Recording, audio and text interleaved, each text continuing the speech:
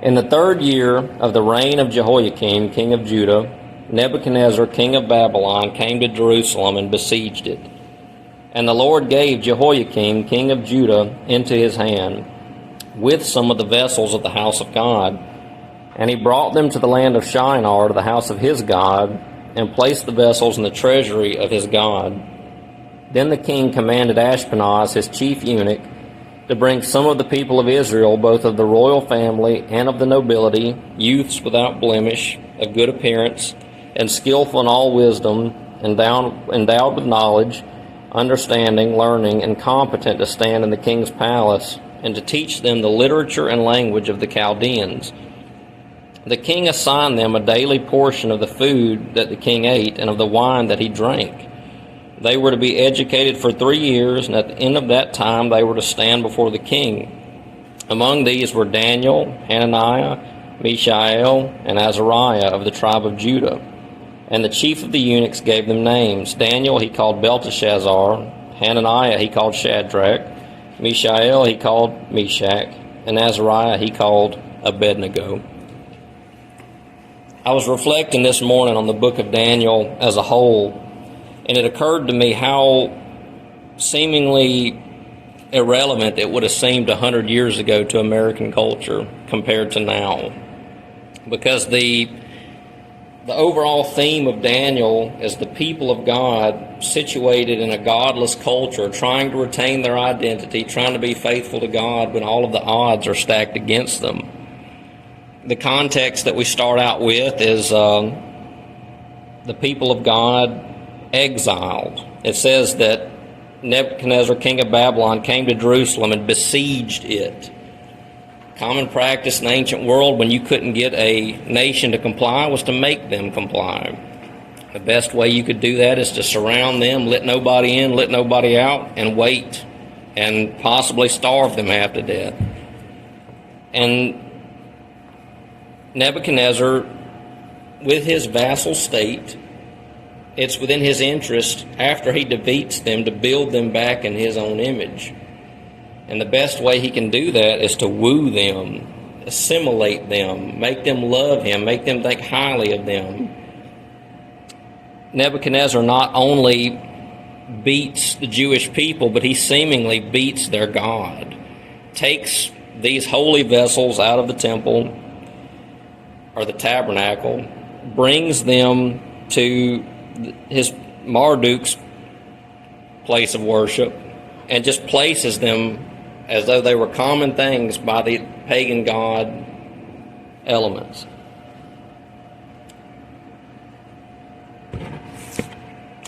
In verse 3, we have one element of this assimilation. It says, Then the king commanded Ashpenaz, his chief eunuch, to bring some of the people of Israel, both of the royal family and of the nobility. I think the best way that we could contextualize this is the only royal family that we think of when we hear of nobility, the Great Britain, the United Kingdom. I'm going to give you a very unlikely scenario. Could you imagine if a country like India defeated the Western world and took children of the British royal family, brought them back to India, dressed them up like Indians, taught them Indian language and customs and religion?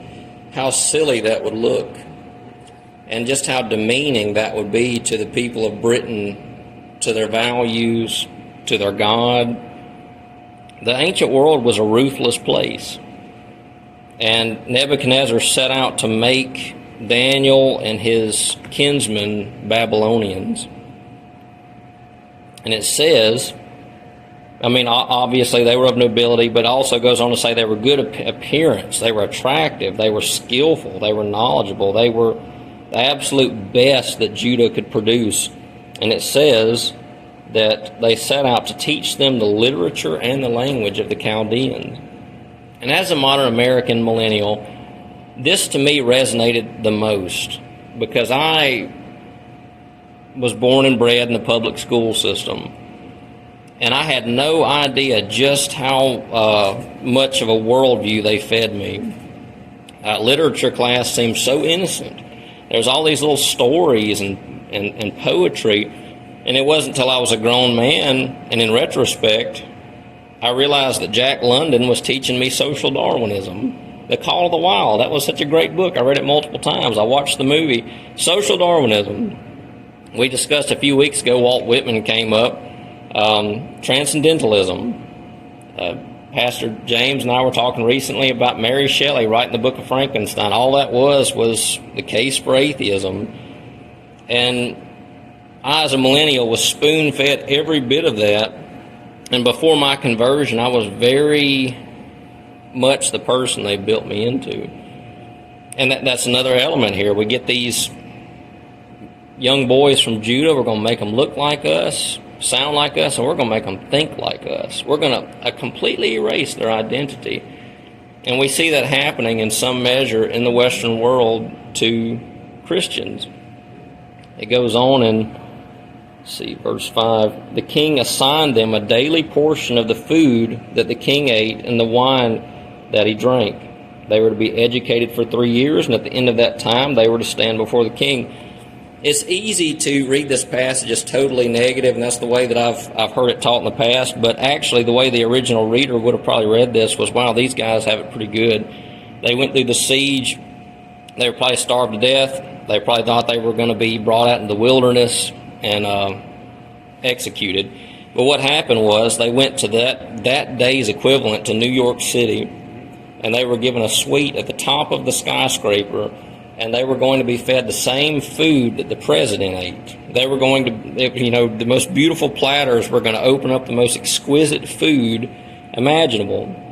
And so when we read this passage, we have to see just how exciting this would have been, how much of a blessing this would have seemed to be.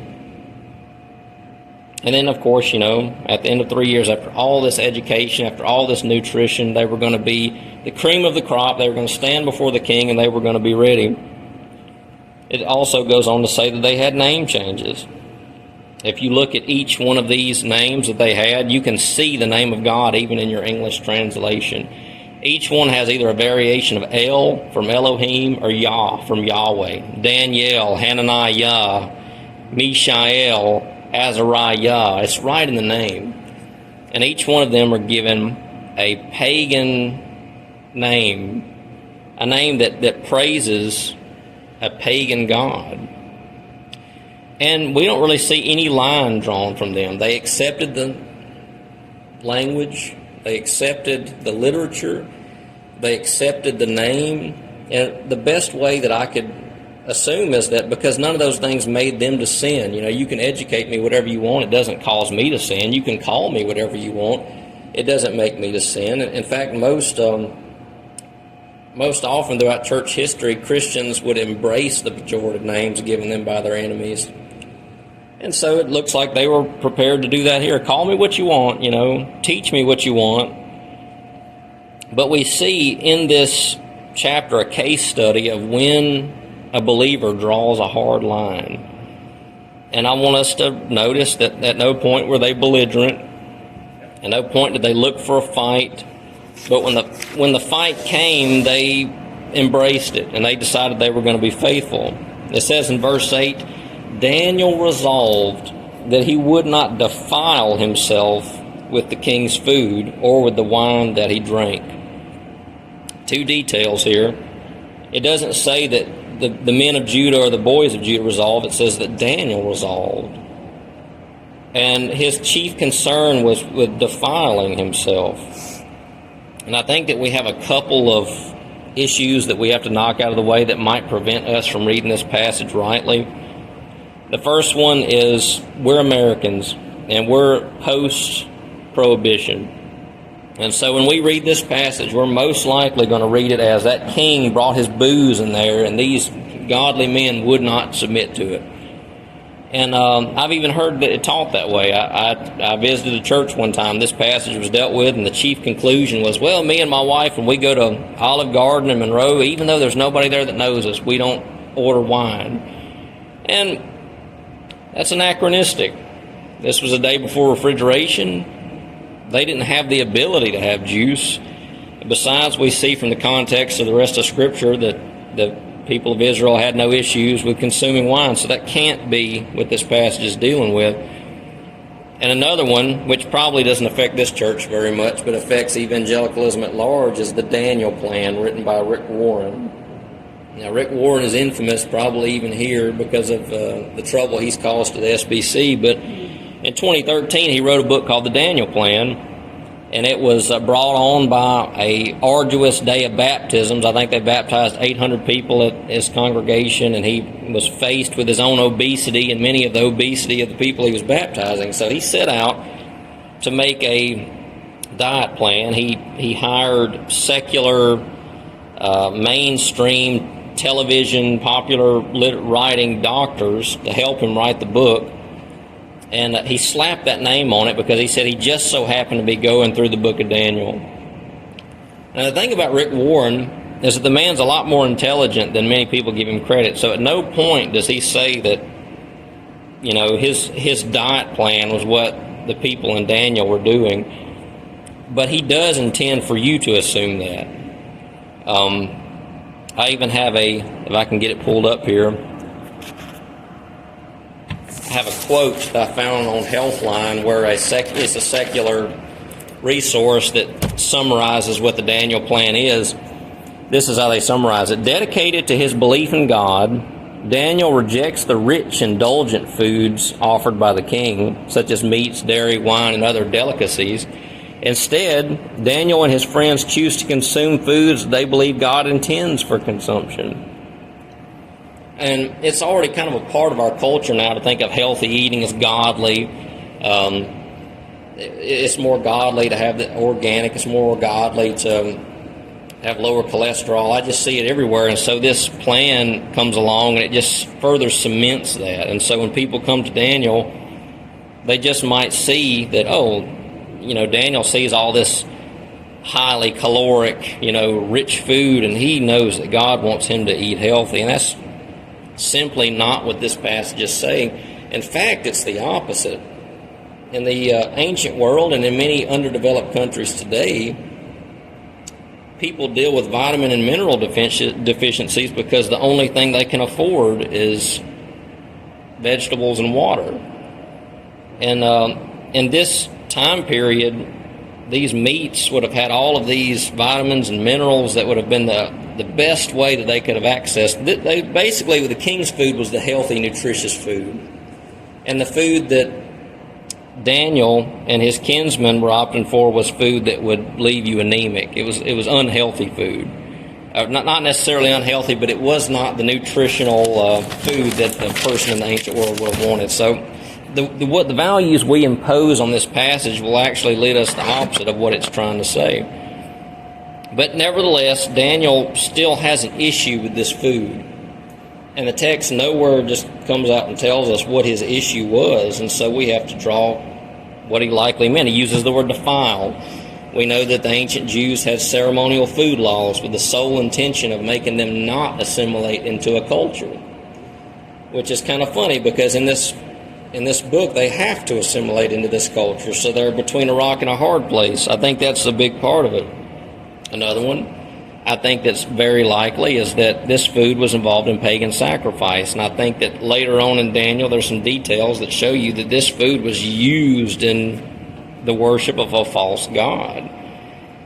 And I really want us to hone in on this one fact that we modern Western people might miss. In the ancient world, there was no delineation between religion and politics and what's social.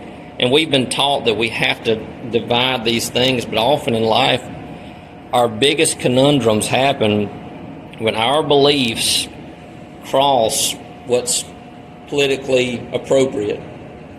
Even last night, I was just scrolling randomly on Facebook, and I saw a little meme that had a picture of Jesus on the cross, and a person at the foot of it, and the caption said, "Why didn't he just obey the authorities?"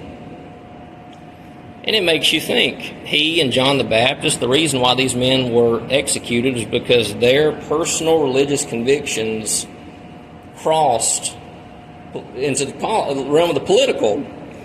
And that's the issue that Daniel has right now, where he has these convictions. God's told him what to do, and it's really inconvenient right now.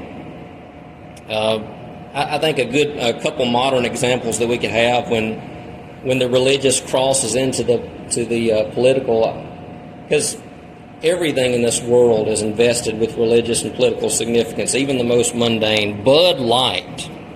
If you drink Bud Light, if anybody walks around with a Bud Light in their hand now, it's amazing that somebody would look at that and see a worldview, but that's where it is. This beverage is associated with the transgender movement now. Black Lives Matter. I think everybody at this table would say that black people are made in the image of God. Their lives matter. We don't want any harm to them. We want them to be saved and know the Lord and grow together and have community together. But this is an organization that is a Trojan horse for Marxism. They've said repeatedly that they want to undo the nuclear Western Christian family. They are pro-LGBTQ plus. And so we've seen in our context that the challenge is, say Black Lives Matter. It's very reasonable, right, if Black Lives Matter, just say it. And the Christian response, by and large, has been, I can't, because of the religious, political investments you put into that phrase. So, and there's probably a whole lot more examples that you guys could come up with, but whenever that food was to get set in front of Daniel and his friends and they were to partake of it, on paper there was nothing wrong here.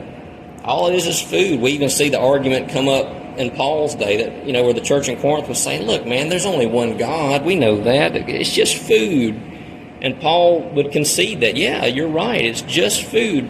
But in this world where everything has meaning, it's not just food.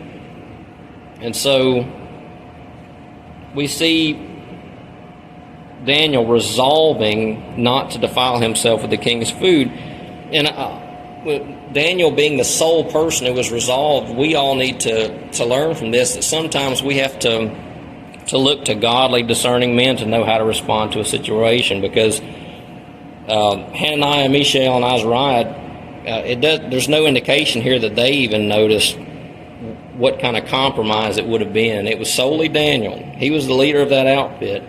And I can tell you there's been so many men that I've drawn from that have helped me approach scenarios well, and I would not have done it without them. And so for the Daniels of the world, we need them. But it says that Daniel asked the chief of the eunuchs to allow him not to defile himself. Now note, at this point, there's no mention of vegetables and water. It doesn't really look like Daniel even has a plan of how not to do it. He just immediately sees the problem and tries to solve it by going to essentially the butler. Hey man, I don't want to defile myself.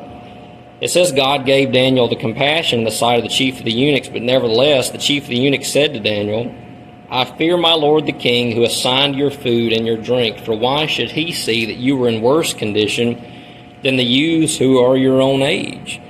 And this is the folly of the Daniel diet, because essentially the chief of the eunuchs says, if you don't eat this food, your health is going to fail.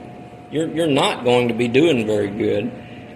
And this adds another layer of trouble, because imagine yourself in this scenario where you want to obey God and immediately you see how it's going to hurt your neighbor. I kept thinking throughout this week, if I was in this situation, the arguments I'd have in my own head to justify my actions, I would have said, well, this food I have to eat, and I can't help what they give me. Just like I can't help the name they give me, and they set it in front of me. I know nothing about its past or how it was prepared, and all I know is I need to eat. And I would have said, besides, if I approach this any further, not only will my own life be in danger, but this poor man who's over me, I'm not loving my neighbor very well by jeopardizing his life. And so this is the perfect case study for obeying God in a counterculture. It says that, I fear my lord the king, who assigned your food and your drink, for why should he see that you were in worse condition than the youths who are your own age, so you would endanger my head with the king? Then Daniel said to the steward whom the chief of the eunuchs had assigned over Daniel, Hananiah, Mishael, and Azariah, test your servants for 10 days. So goes to the chief of the eunuchs, no real luck there, so he goes under the man of the chief of the eunuchs with this proposition, test me for 10 days, which shows you just how lean this food was, how unhealthy, how basic, basically just roasted or boiled vegetables and water, that you could tell after 10, because think about it, there was no digital scale, there was no tight-fitting clothes. If you could tell after 10 days whether or not somebody's diet was helping them or hurting them, it would have to be a drastic diet. Like, I came across this last night, and I've seen several instances over the years. Maybe you've heard of one where a person gets on an airline and asks for a vegan meal, and they don't really have it, and the person's complaining about what they get. I came across this article that says, with very few exceptions, the in-flight meals on most airlines range from slightly better than nothing to slightly better than taking a bite out of the tray table. But even when air travelers go into their flights expecting disappointment, it is still possible to be let down. Just ask this business class passenger flying on Japan Airlines from Jakarta, Indonesia to Tokyo, who says that they were served a banana, one single banana, as a vegan meal. In a post on the Flower Talk forum, Chris Chari wrote about his experience asking other users if they had a similarly overwhelming or underwhelming meal service on that particular route. Before takeoff today, my flight attendant confirmed that I ordered a vegetarian vegan meal and that my breakfast was a banana, by which I mistakenly assumed she meant that that breakfast included a banana. When she served the banana after takeoff, I thought it was just an underwhelming appetizer, but it was in fact the entire meal service. Although Chari added that the banana was one of the best I've had recently, he still wondered why his meal was essentially a snack. Lunch was barely seasoned spaghetti, and my meals on the other Japan airline flights were also bad, but nothing was quite as insubstantial as this. It was cute of the crew to serve the banana with chopsticks, though, he commented. For non-vegans, get a load of this, the snack option during that flight was seared tuna with Moroccan eggplant salad, cheese, orange salsa, and a baguette. And the reason why I bring out this article is because compare those two things. And it always happens on a upper-class airline because rich people don't have poor people food laying around. It's like seared tuna, Moroccan eggplant. This just sounds lavish. Oh, you don't want that? Okay, well, here's a banana. And they always, every instance of this I read from different people, they always had to go to economy class to find it. So have that in your mind when you read this passage. They weren't getting sumptuous, beautiful vegetables. They were basically just, let me scrounge up something for you. So it was they were tightening their belts. They were really making a sacrifice to obey the Lord here. But, test your servants for 10 days. Let us be given vegetables to eat and water to drink. This was what he's working through the issues. He doesn't know how to avoid defiling himself. He doesn't want to get that man in trouble. So he comes up with this plan. I'll eat vegetables and water. And notice, the Lord has given him no promise that he was going to help him. There's no indication here that he hears from God that, look, man, I'm going to make it work out for you.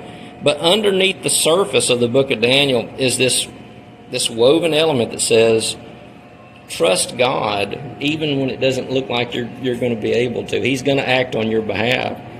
And Daniel totally believes that the Lord being generous and good is going to work for him. It says, let our appearance and the appearance of the youths who eat the king's food be observed by you, and deal with your servants according to what you see. So he listened to them in this matter and tested them for 10 days. At the end of 10 days, it was seen that they were better in appearance and fatter in flesh. So much for the Daniel plan. The real Daniel plan makes you fatter. But to an ancient world of very lean people who, probably ate 500 calories a day, that was a good thing. That was a healthy thing.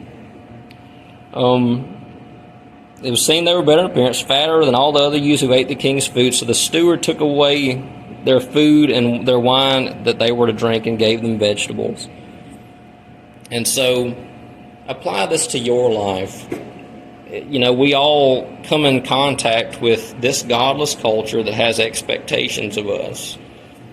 For some reason, the one I just couldn't think of a good example for my life. The best one I can think of was when I worked at the nursing home, and as you can imagine, I was one of the very few males who worked in that nursing home, and I was told that there was going to be another male about my age come on to my shift, and I was like, well, that's interesting. That's going to be a lot of help. So I go to my direct supervisor and I say, well, give me some details about him. And she herself was a lesbian. Her eyes fell to the floor and she said, well, he's gay. And I thought, man, this could be tricky. Because, I'm not going to mistreat the guy or be disrespectful to the guy. But when you work with somebody, 12-hour shifts every day, you got to be pretty close to them, and it's impossible for your worldviews not to come out. I knew at some point this guy's going to start telling me about his boyfriend, and if I don't, look gleeful and celebratory when he says it, even that's going to be loaded down with political and religious significance. I'm so thankful that he actually didn't come on my shift. But I'd resolved, if he does, I'm not going to compromise. I'm not going to, beat him up. I'm not going to be belligerent. But if he pushes me to compromise, I'm not going to do it. He didn't come on my shift. He went to another shift, and every time I actually ran into him, he never would even meet eyes with me or talk with me. So crisis averted. I thank the Lord for not even giving me the trouble. But certainly from your own lives, you've probably ran into this where you resolved, I'm not going to compromise. I'm going to do what God expects me to do.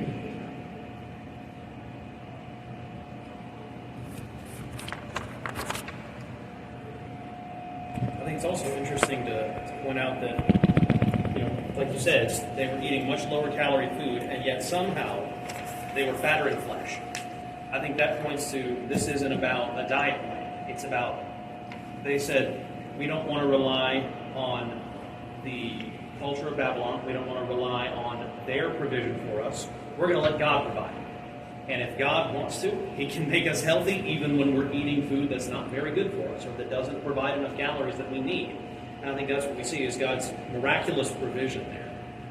I agree that the people who look at this and try to make a diet plan out of this, I think they're missing the point. It's not about dieting, it's about relying on God's provision.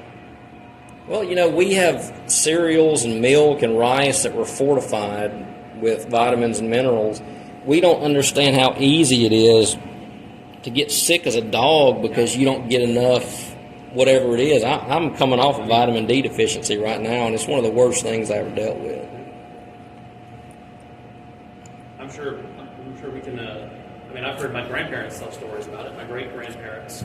I had the pleasure of knowing my great grandparents. They tell stories about how before they had like the oatmeal that you bought from Quakers, that if you had to roll your own oats, it was really hard to get enough stuff they needed. Their teeth were always in bad shape. People were shorter. Back when they were kids, people were shorter. They didn't grow as large, and that's because you said that we didn't fortify. They didn't fortify it back then. Now we do, and it really is a stark contrast. Especially when you go back and you look at pictures of people from the 1930s, the 1910s. It's a stark contrast. I always made a joke about his size. Gabe was about 5'11". His brothers were 6'3", 6'4". They weighed about 250 to 350. Y'all were big. And I asked him, I said, Eddie, what happened to you? Why are you so small? He said, because I had to feed him. I had to do without. Yep. What do you think about scurvy? Scurvy is a funny word. Immediately you think of pirate movies. No, none of us are worried about getting scurvy. Yeah. But all it is a vitamin C deficiency, if memory serves me right. And if you look up the symptoms to that, it is hideous. It's like a horror movie. And you can imagine that getting the leftovers from the kitchen of celery or whatever, you'd be liable to get scurvy. Mm-hmm. Watch, I haven't looked into it. Celery might be loaded down with vitamin C. I don't know. But it's like you were saying. It's about trusting in God and relying on